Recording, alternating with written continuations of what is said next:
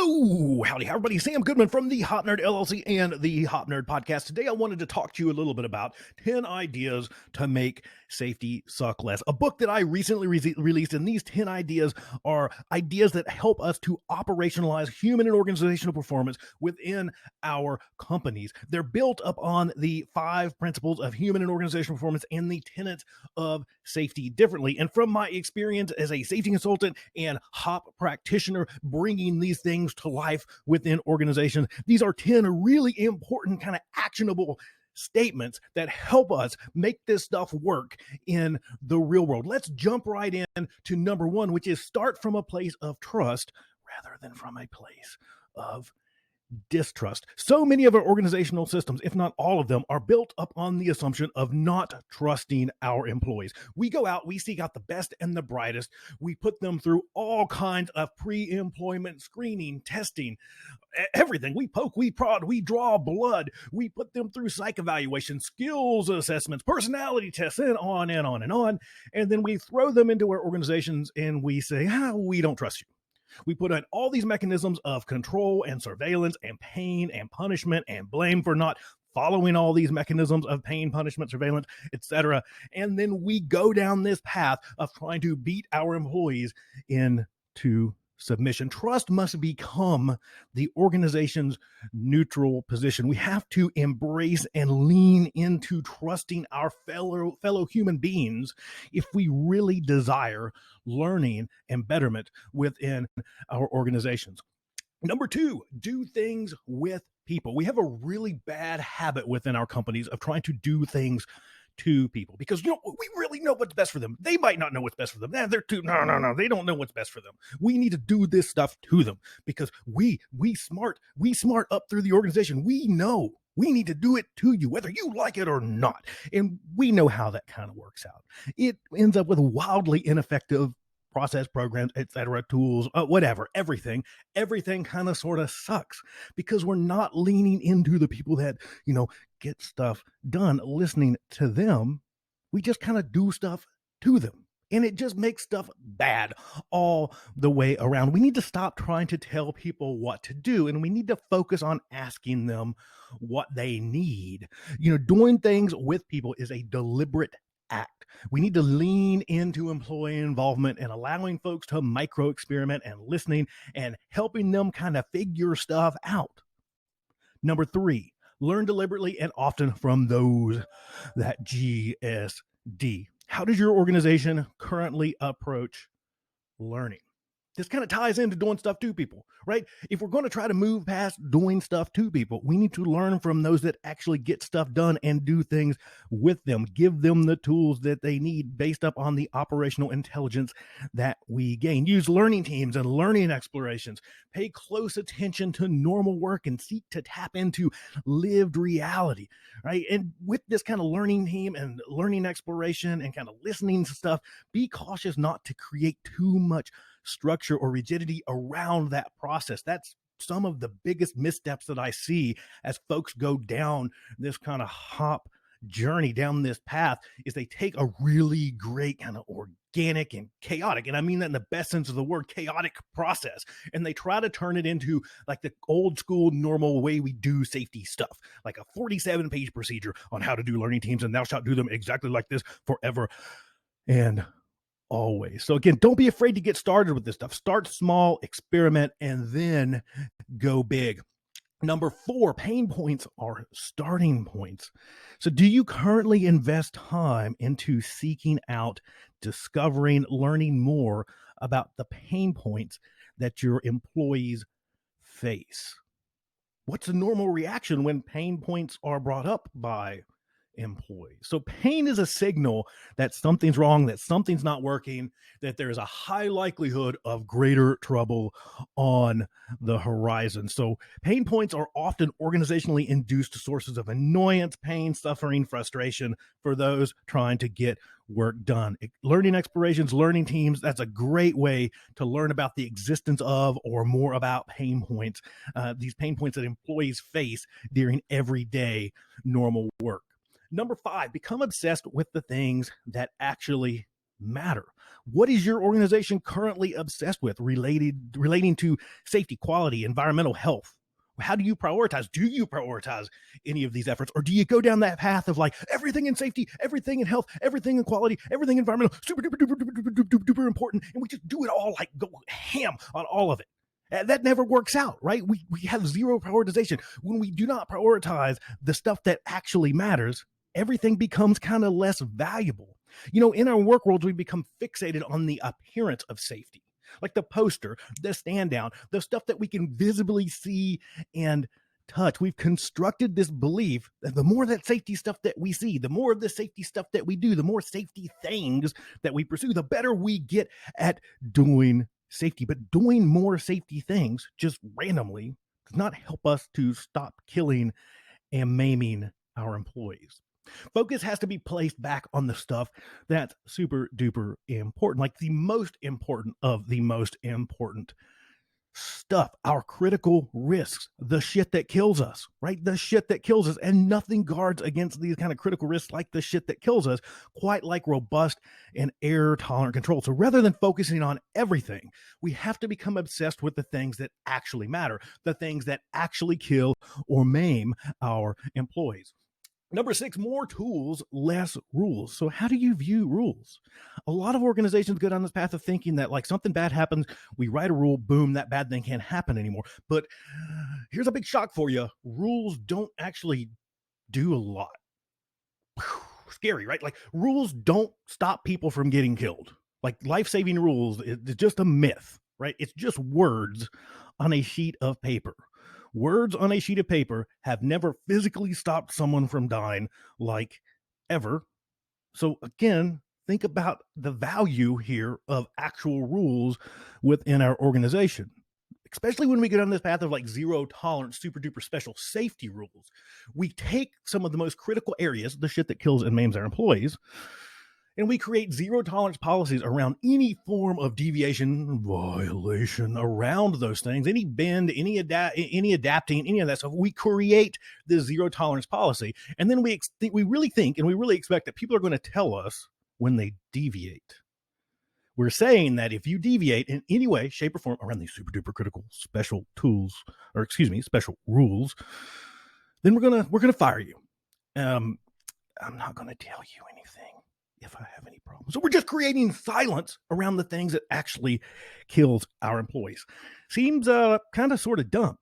Yeah, like silence. We're creating silence around the most critical areas within our work, the stuff that actually kills people. So again, rules do not create safety. They create the illusion of safety and control. And because workers create safety in real time while they're kind of navigating through, actively adapting through the work world that surrounds them. And strict rule adherence is really detrimental to safety. If people just followed the rules, boom, boom, boom, boom, boom, number one, work wouldn't happen.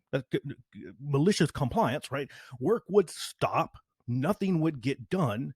And people would probably get hurt, killed, maimed more because they're not actively adapting to their work worlds in real time. So instead of just covering people up in rules, ask them what they need, support them with tools and resources that are based in their need. Create tools, and remember, tools have to actually be needed by the people that need them, not needed to reduce management anxiety.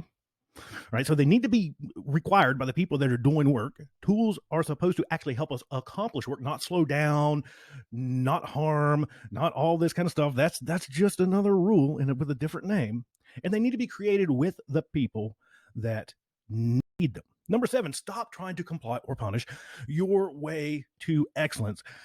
Safety-focused organizations have maxed out compliance. And I know this because if I ask you, where are you out of compliance? Are you out of compliance? You're going to respond probably like this. Well, we're out of compliance with this program and we're working on it. We're trying to figure out how to make it work. We're going to say, no, like we're good. Like we looked just last week and like we're super good. And so either of those answers are pretty valid. And what they tell me, it tells me this. It tells me that you're already really good at compliance because you're super focused on compliance, because you can tell me whether you're in compliance or you're not in compliance. And if you're out of compliance, you're feverishly working to become in compliance. Compliance is a good thing. Being like in compliance with all the local laws, rules, regulations in which we, the areas in which we operate, that's probably a great thing. But an over focus on compliance results in safety just becoming this bureaucratic activity to be demonstrated of, look, everybody, we're in compliance. And in our organizations, we take that in compliance thing to mean safe. And that's just not true. Right? That's just not true. So again, safety-focused organizations have maxed out compliance. Trying to comply harder and harder and harder does not create safer organizations. And catastrophic events still occur in compliant organizations. When you have those kind of maybe not so great audit findings, assessment findings, view them as a gift rather than a curse. Rather than saying, oh shit, you should be saying, good. That should be the response. When we find places where we're having struggles, our response should be good. It's an opportunity to fix something. It's an opportunity to make things better. So again, stop trying to comply your way into operational excellence. It has never worked and it never will. Number 8, redefine safe. How does your organization currently define safe? Most organizations that have not ventured down this path or been exposed to safety differently, human and organizational performance, or any of these kind of ideas, they usually define safe as the absence of accidents. A much better definition of that is defining safe as the presence of capacity. Now, this idea of going down this path of defining safe as the absence of accidents leads to us applying this kind of zero-based safety strategies that cause way more harm than good. There's a lot of evidence around those that show that they're wildly ineffective on their best days, and on their worst, they probably actually kill people. So you want to steer clear of that. This is back to that point of redefining safe. Safe is the presence of defenses. It's the presence of capacity. It's this stuff that propels us towards a focus on what is meaningful, a focus on the stuff that we can actually manage, the presence of control. We can't manage the absence of accidents. We can manage the presence of life-saving controls within our work. Number 9, give up on safety fortune telling. So safety fortune telling efforts are usually undertaken as this attempt to predict and prevent accidents. And what we do is we take all this stuff like observation data and like all this kind of like behavioral based safety stuff, and then we kind of pour all this stuff into like with events that have already happened and near misses and close calls, and we kind of pour this into our crystal ball and we look into it and we shake it up and we go, there's going to be an event next Thursday. Somebody's going to die. We had 47 hand cuts. Somebody's going to cut off their hand and bleed to death on one of our sites from a hand cut. And we're horrible at predicting stuff. Let's just say that. Like, we're absolutely not good at predicting stuff as people in general, especially not events, and especially not fatal events and catastrophes. We just can't see into the future, no matter how hard we try. Like, we try real hard. We spend a lot of money trying to do that, but we just can't see into the future. And we also have kind of this over focus on prevention, and prevention is a good thing. But back to kind of like what we're talking about with compliance, we're already really good at prevention. Like, people dying and getting maimed and like ripping off arms and like getting scalded and blinded. Like, that's not a normal thing in your organization. That's the off normal situation. That's the abnormal condition, right? That's the stuff that rarely happens, which tells us that we're really, really good at prevention. So continuing to focus on prevention more and more and more, this kind of over focus on prevention, this bias towards prevention, it becomes harmful at a certain point because we start to lose sight of the fact that like bad things are going to happen at some point. We need to be prepared for those bad things to happen. And when they do happen, how do we fail as gracefully as possible? How do we make sure that people can walk away from these events, not dead, right? It's that broke arm versus dead equation, right? So how can we create systems that when they fail, do not fail catastrophically? So rather than wasting our time on safety fortune telling, our time is far better invested into designing systems that will not result in catastrophic outcomes when they fail. And number 10, embrace humanity. How does your organization typically view workers? How do you feel about the term human error? Do you view human error as a choice? Let's just cut through the BS and say that our traditional approaches to safety management, and let's just take off safety, let's just say management, they dehumanize workers. We treat workers like crap. Me, manager, smart; you, worker, dumb. You make error, Error makes bad things happen in the organization. Human error is viewed as the boogeyman for our companies, and this elimination of this boogeyman becomes this kind of futile quest of the organization. But error is not a choice. If our desire is to learn deep and contextual information, we have to let go of this notion that human error is the cause of events. Human error is just super boring. Like, you're always going to find it. Like, when something bad happens, you're always going to discover that human error was present, but it doesn't really tell us anything. Right? There's stuff that's so much deeper, so much more meaningful, because in successful work, guess what you're going to find? Human error. Right? Error is not the cause. You got to go deeper. Labeling something as error is just kind of lazy. It's just a pass. It's just like, oh, error, let's move on with our lives. So if our desire is to learn that deep and contextual information, we've got to let go of that error thing. When we see error, we just have to say, yeah, duh. Okay, well, next, please. Deep and purposeful learning leads to overall system betterment and will help us maintain and improve upon our life-saving controls and safeguards. But we never get to that deep, rich learning if we keep hanging our hat on human error being the boogeyman for our organizations.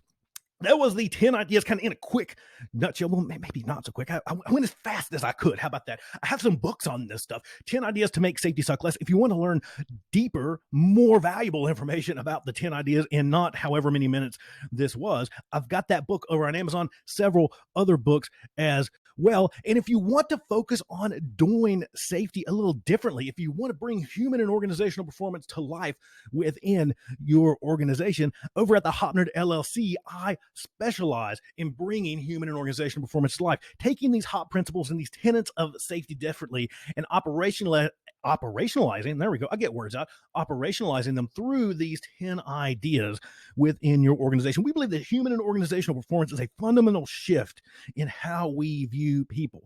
It's this move away from viewing people as problems to manage towards viewing people as problem solvers. I offer all kinds of stuff like fundamentals training, learning teams, HOP planning, culture planning, speaking and events, learning explorations, and all kinds of other bespoke and custom tailored solutions to help you go farther on this HOP journey. So let's work together. Head over to the website, www.thehopnerd.com. You can send me an email, thehopnerd@gmail.com. You can send me a text. You can call me, 480-521-5893. Again, I would love to work with you, love to help you bring human and organizational performance to life within your organization.